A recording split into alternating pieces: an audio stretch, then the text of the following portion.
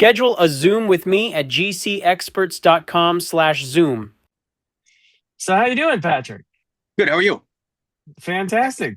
Tell me about your important phone call. Oh, I'm doing a job in Manhattan outside of Grand Central Terminal, and I just out of nowhere, the engineer, the architect, the project manager, and the property manager all called for an unscheduled update. So I had to take that one. What kind of work are you doing? In that building, we are removing a cooling tower. It's a 10-story building, and we're installing Mitsubishi ducted mini splits. Oh, nice. Now, my understanding of ducted mini splits? Yeah, it comes with a mini split heat pump condenser, and it comes with a regular air handler, and you duct it into the space. I'll be damned. What size? 3-ton? No, each the 2 through 8 are 5 tons. The first floor is split between a lobby and a pharmacy that got 10 tons, and the rooftop penthouse, which is like the 9th and 10th floor, got 12 tons. What's the advantage of using a mini split? I mean, if you got a condensing unit, why not just a regular split system? What's the advantage? Well, because the regular split system won't heat unless you use a heat pump. But yeah, unless you. But a lot of the heat pumps in New York, we don't. Those are the only types of units that we use, because we use a standard heat pump. If it snows and you have the unit off, the blades get covered in ice, then they're off balance. And then, so if you use a mini split, the fan, it's sideways. It's sideways, exactly. So we can't use a standard heat pump. We can, but it's not recommended. Yeah, no. Oh shit, man. I live in Texas. I would have never thought of that. Yeah, I've gotten so many calls where the condenser fan motors, the blades are covered with ice and they're off balance, and the thing sounds like it's going to jump across the room. Yeah, I love it. Yeah, interesting. Yeah. So they had steam, and then they had a cooling tower. But with the regulations in New York, with steam and with the cooling tower, keeping up with Legionnaire's disease and all that stuff, they're like all the headaches. And then you get a tax credit to put mini splits in now. So this building's literally like a block from Grand Central. So it's in a high market area. It's a very well-known building too. So in my house where I'm sitting right now, I have 3 solar-powered mini splits. Really? Yeah. Wow. I run each of them on 2,000 watt panels, which is, I think, 400 or 500 watt panels ganged together. And then if the sun's out, the little green light turns on. I'm getting free heating, free cooling. And then at night, they have an automatic transfer switch in them that put 2 of them are 120 and one of them is 220. Wow. Yeah, I love mini splits. Yeah, I lost you audio wise. Oh, sorry. That's okay. I got you back. Yeah. Yeah, there was just a blip there. So how can I help you? One thing I'm concerned about is our new mayor, Mandami, causing a lot of issues in New York City. So sure. Once I saw your ad on Facebook or something like that, I was like, wow, it's interesting, because years ago when I first was starting out, let me give you a quick background. I've been in the business for over 25 years doing HVAC work. I did it right out of high school, and I've been in business since 2013 on my own. So probably about maybe 2015, 2016, a guy that I knew approached me. He's like, listen, I work for the UN. Why don't you come in and give me some pricing to replace these units? And at the time, there were big crack units. There was cooling towers on the roof, chillers, and it was a little out of my league, But he was telling me the advantages. He goes, government projects. He goes like this. He goes, listen, you just put the bid in. He goes, I can get you money turned around right away. And he goes, it's not an issue. And he goes, and they're not very hard to work for. It's the government. They're spending the government's money. It's not like, I watched the one video and the guy was saying he does mostly residential. I hate residential work. I don't like dealing with the customer one-on-one. Like you said, having to reach their hand in their pocket, take the money out. That's the worst part of the job. So 90% of my work is commercial. So I'm never dealing with the guy that's spending the money. It's always his, somebody else, an underling. So it's not usually a big deal, which is what I prefer. So I was thinking about government contracts. My brother's an ICE agent. He's actually in Minneapolis right now. But I was thinking, I'm like, there's millions of government buildings, and they're all over Manhattan. They're all over everywhere. I'm like, there's got to be, how do you get in? How do you tap into that resource? I'm that guy. Makes sense. Yeah, it seemed like it. Yeah. Well, I mean, you're qualified for my shit. What song and dance do you want to see from me? No, I just wanted to see how this whole thing works. Like how to tap the potential in New York City. There's got to be a million opportunities, that I'm missing.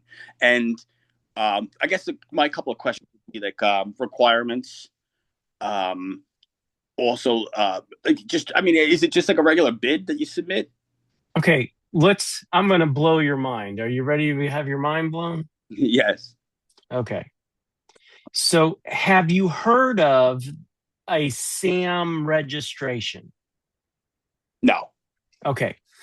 So, in order to do work with the United States federal government, in order to get paid from them, you have to be something called SAM registered. It's just a registration.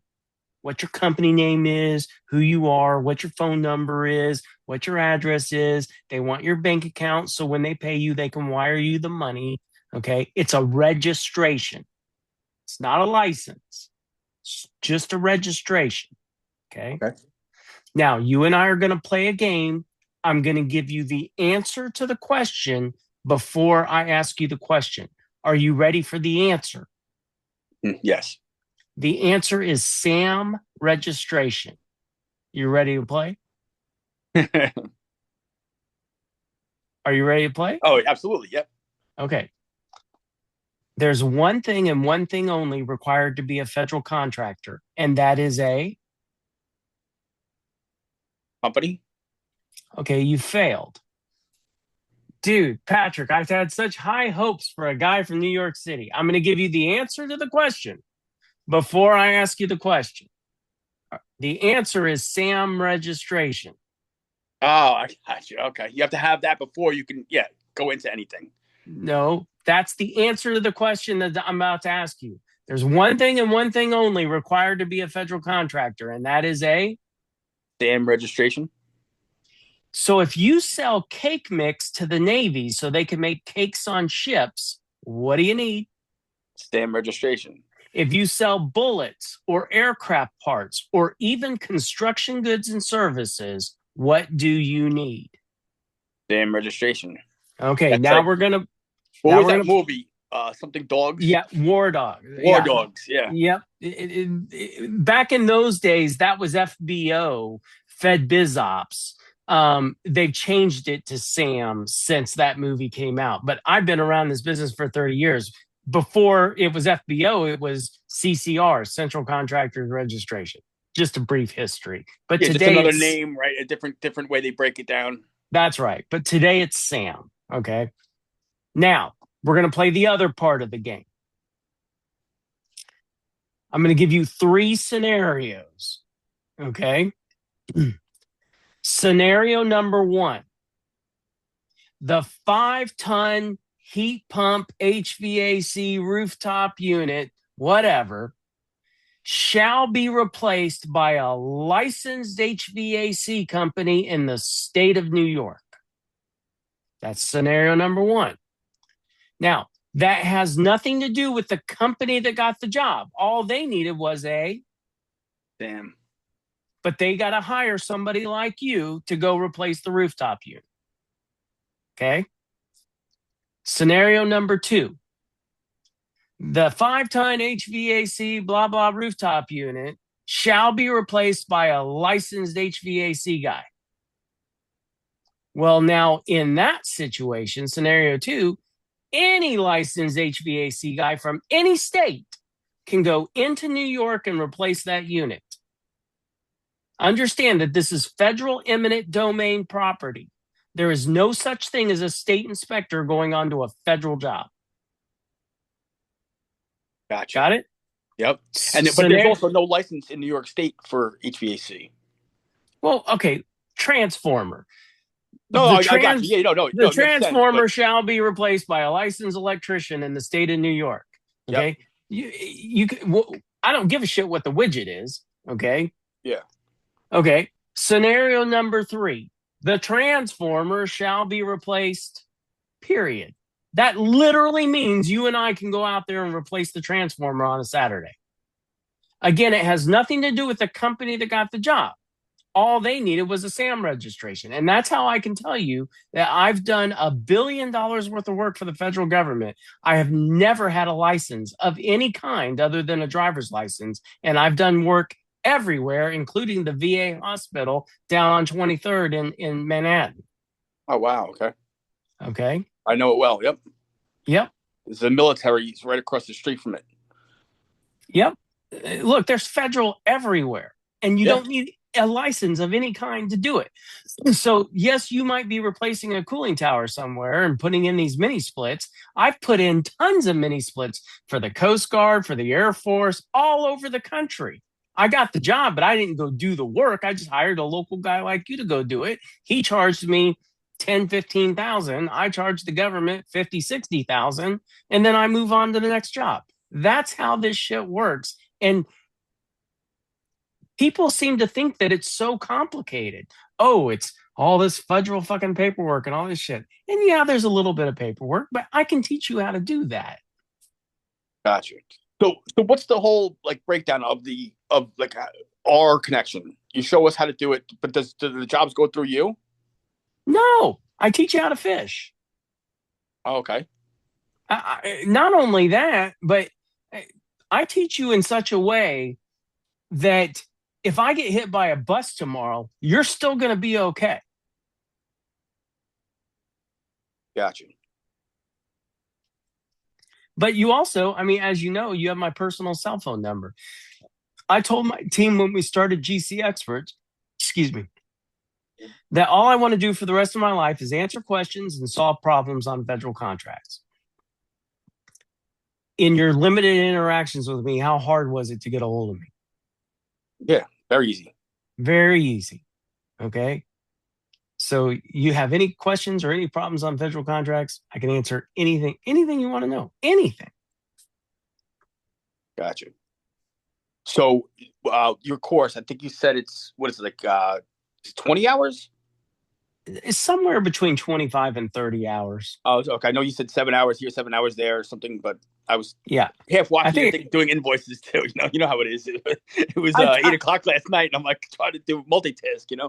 I think it's 10 hours the first day, 10 hours the second day, or maybe 11 hours the second day, and then 7 hours the third day, something like that. Okay. And what does that cost? $5,000. Okay. And how often do you run the classes? It's on demand, like Netflix. You just log in with the username and password. Oh, like I need to watch your recording. It, it's a record. Look, what you're indicating to me is that you got busy with your invoices and you didn't watch the whole video.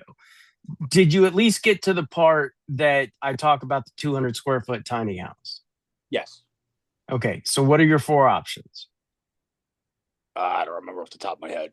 Okay, and what I'm here to tell you is that there's no contractor on the planet that watched that and would not know what those four options are.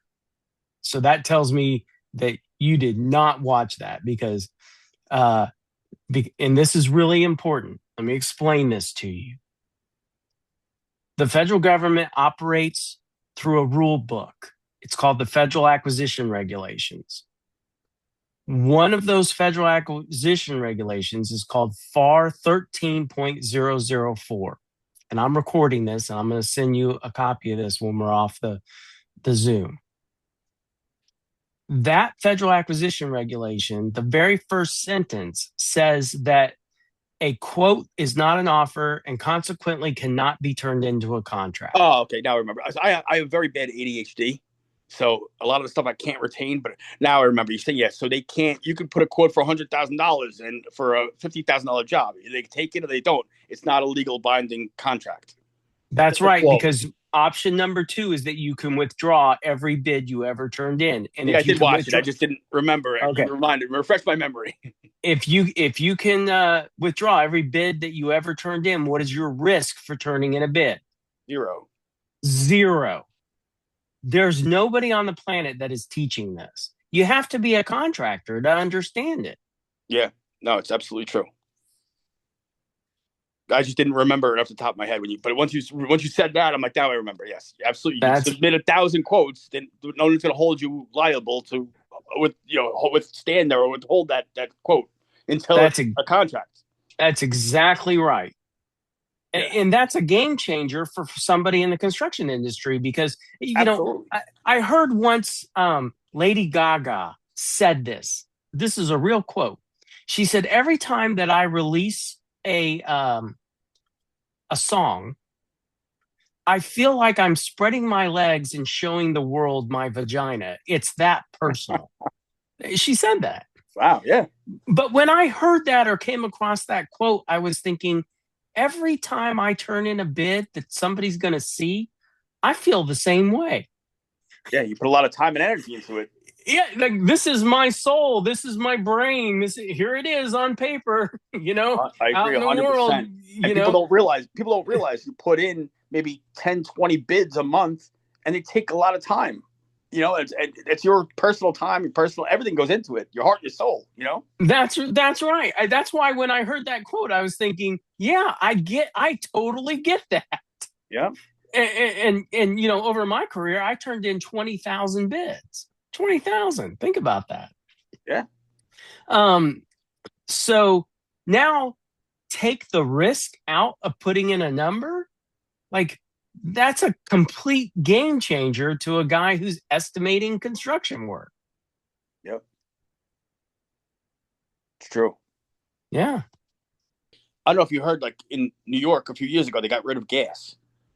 So there's no more gas. You can't install any gas furnaces in New York State. You can't install in New York City. You can't install a gas furnace. You can't install a gas grill, for your range. You can't install anything gas. So now they have to go to these heat pumps. That's the incentive. Yeah. They're basically forcing everyone's hands to go towards these. So that's why it's so popular here.